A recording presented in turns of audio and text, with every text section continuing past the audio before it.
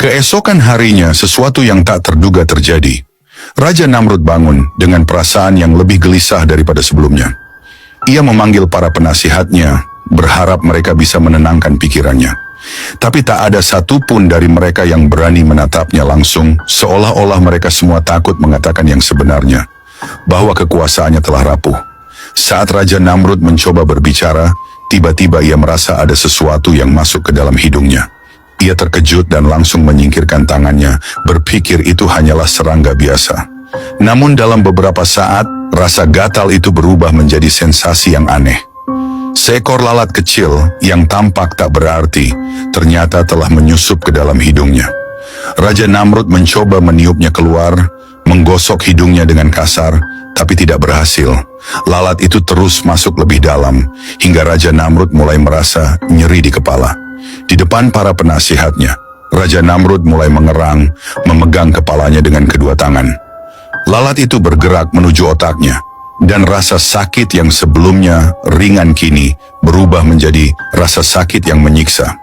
Raja Namrud berteriak kesakitan, memukul-mukul kepalanya, berusaha mengeluarkan lalat itu, tapi sia-sia.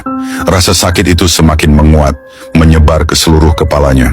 Dalam keputusasaan, Raja Namrud memanggil tabib-tabib kerajaan. Mereka datang terburu-buru, membawa ramuan-ramuan dan alat-alat pengobatan. Namun setelah berjam-jam mencoba berbagai cara, tidak satu pun yang berhasil. Rasa sakit di kepala Raja Namrud semakin menjadi-jadi. Dia menjerit seperti binatang yang terluka, berbaring di lantai istana, berguling-guling tanpa malu di hadapan para pelayannya. Hari-hari berikutnya menjadi mimpi buruk bagi Raja Namrud. Rasa sakit itu tidak pernah mereda. Lalat kecil yang ada di dalam otaknya terus menggerogoti, menghancurkan dirinya dari dalam. Pada hari pertama, Raja Namrud masih mencoba untuk bertahan, meski tanpa hasil. Ia tidak bisa makan, minum, atau tidur.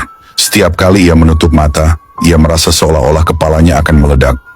Pada hari kedua, rasa sakit di kepala Raja Namrud menjadi tak tertahankan. Lalat kecil yang bersarang di dalam otaknya terus bergerak, menciptakan sensasi yang menusuk seperti ribuan jarum di dalam tengkoraknya. Ia tidak bisa berpikir jernih, setiap detik terasa seperti siksaan yang tak berujung. Dalam kegilaan yang timbul dari rasa sakit, Raja Namrud mengambil berbagai benda tumpul di sekitarnya, tongkat kayu, guci batu, bahkan sisi meja dan memukul-mukul kepalanya dengan harapan bisa mengusir lalat tersebut keluar. Pukulan demi pukulan menghantam kepalanya, meninggalkan memar dan luka. Para penjaga dan pelayan yang menyaksikan hanya bisa terpana, takut mendekat karena raja mereka terlihat semakin gila. Suara benturan yang dihasilkan oleh benda-benda tumpul itu menggemakan rasa putus asa dan stres Raja Namrud. Namun semua usahanya sia-sia. Lalat kecil itu tetap berada di dalam kepalanya, membuat rasa sakit semakin menggila. Dengan mata yang liar dan napas tersengal, Raja Namrud terus memukuli dirinya sendiri, seolah-olah bisa mengeluarkan lalat itu dengan kekerasan. Tapi semakin keras ia memukul, semakin dalam rasa sakit yang dirasakannya. Kegilaan mulai merasuki pikirannya. Ia tidak lagi tampak sebagai raja perkasa yang memerintah dengan tangan besi.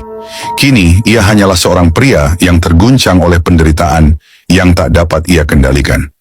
Pada hari ketiga, usaha Raja Namrud untuk memukul-mukul kepalanya hanya membuatnya semakin terlihat menyedihkan. Kepalanya penuh dengan luka memar dan darah mulai merembes dari pelipisnya akibat pukulan yang terlalu keras. Tapi rasa sakit yang ditimbulkan oleh lalat itu masih jauh lebih hebat daripada rasa sakit fisik akibat pukulan-pukulan tersebut.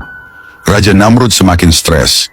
Ia tidak hanya disiksa oleh rasa sakit, tetapi juga oleh ketidakberdayaannya.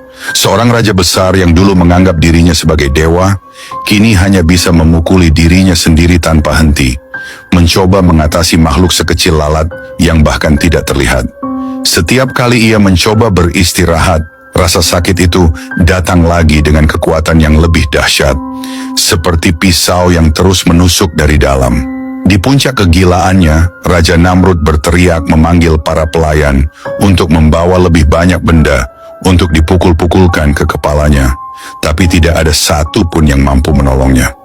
Para pelayan mulai menjauh, Ketakutan melihat raja mereka yang dulu tak terkalahkan, kini berubah menjadi manusia yang hampir gila karena rasa sakit. Pada malam harinya, ketika tubuh Raja Namrud sudah terlalu lelah untuk bergerak, dan ia terkapar di lantai istana dengan napas yang terengah-engah, lalat kecil itu terus menggerogoti otaknya. Pemandangan ini menjadi bukti nyata bahwa Raja Namrud yang dulu perkasa dan tak tersentuh, kini telah hancur bukan oleh kekuatan besar, tapi oleh makhluk yang bahkan tak terlihat oleh mata telanjang. Di tengah penderitaannya, bayangan-bayangan mulai menghantuinya. Raja Namrud melihat kembali semua kejahatan yang pernah ia lakukan. Setiap kebohongan, setiap pembunuhan, setiap tindakan zalim yang pernah ia perintahkan, semuanya kembali menghantui benaknya.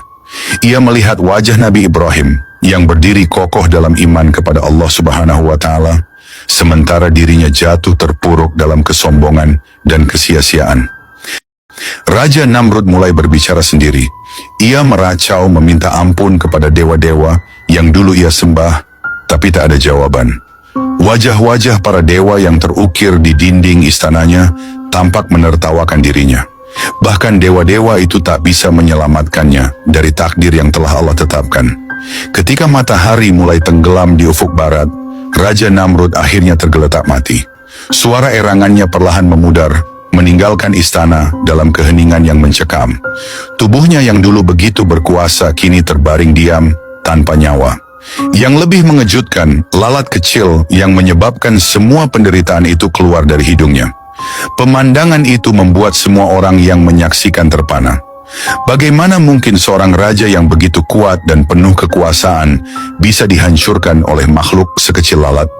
Berita kematian Raja Namrud dengan cara yang hina ini tersebar ke seluruh penjuru Babilonia. Orang-orang yang dulu takut padanya kini berbisik-bisik membicarakan bagaimana kekuatan Allah Subhanahu wa Ta'ala telah menghancurkan raja mereka dengan cara yang tak terduga. Raja Namrud yang memiliki kekayaan, pasukan, dan kekuasaan tak mampu melawan makhluk Allah Subhanahu wa Ta'ala yang begitu kecil. Setelah kematian Raja Namrud, istananya menjadi tempat yang sunyi. Patung-patung dewa yang dulu ia sembah kini dibiarkan berdebu, tak ada lagi ritual penyembahan yang dilakukan. Rakyat Babilonia kini sadar bahwa kekuatan Allah adalah yang tertinggi. Nabi Ibrahim alaihissalam kembali menjalani kehidupannya dengan tenang, sementara Babilonia terperangkap dalam keheningan, merenungi nasib raja mereka yang malang. Nabi Ibrahim tetap melanjutkan dakwahnya di jalan Allah Subhanahu wa Ta'ala. Nabi Ibrahim mencurahkan tenaga dan upayanya untuk membimbing kaumnya. Nabi Ibrahim berusaha menyadarkan mereka dengan berbagai cara. Meskipun beliau sangat cinta dan menyayangi mereka, mereka malah justru marah kepadanya dan malah mengusirnya. Dan tiada yang beriman bersamanya kecuali seorang perempuan dan seorang lelaki. Perempuan itu bernama Sarah, yang kemudian menjadi istrinya, sedangkan laki-laki itu adalah Luth, yang kemudian menjadi nabi setelahnya. Ketika Nabi Ibrahim mengetahui bahwa tidak seorang pun beriman selain kedua orang tersebut, ia menetapkan untuk berhijrah. Sebelum beliau berhijrah, ia mengajak ayahnya beriman. Kemudian Nabi Ibrahim mengetahui bahwa ayahnya adalah musuh Allah Subhanahu wa Ta'ala dan dia tidak akan beriman. Nabi Ibrahim pun berlepas diri darinya dan memutuskan hubungan dengannya. Nabi Ibrahim dan istrinya, Siti Sarah, telah berusaha selama bertahun-tahun untuk memiliki anak, namun mereka belum dikaruniai keturunan. Dalam Al-Quran, disebutkan bahwa Nabi Ibrahim berdoa dengan penuh harap kepada Allah untuk diberikan seorang anak yang soleh. Dalam surah As-Saffat ayat 100, disebutkan doa Nabi Ibrahim, "Ya Tuhanku, anugerahkanlah kepadaku seorang anak yang termasuk orang-orang yang soleh." Doa ini menunjukkan kerendahan hati dan kepercayaan penuh Nabi Ibrahim kepada Allah.